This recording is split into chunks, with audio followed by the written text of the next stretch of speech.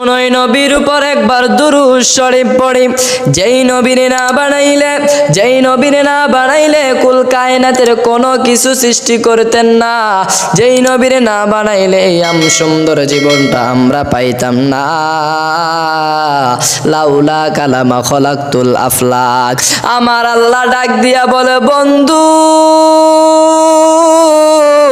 আপনি নবীরে যদি না বানাইতাম, সাত আসমান সাত জমিন লাউহ কলম মাহফুজ কোনো কিছু বানাইতাম না।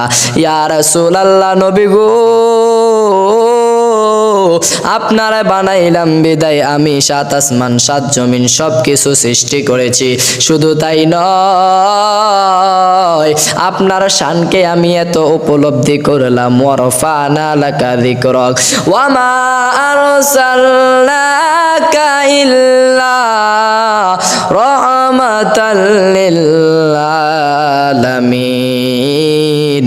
ইয়া রাসূলুল্লাহ, নবী গো আমি আপনারে জগতের জন্য আমি আপনারে রহমত হিসাবে প্রেরণ করলাম। ও বন্ধু আপনি নবীরে যদি আপনি বলে দেন, কুল ইন কুনতুম তুহিব্বুনাল্লাহ ফাত্তাবিউনি ইউহিব্বুকুমুল্লাহ ওয়া ইয়াগফির লাকুম আল্লাহু গফুরুর রহিম।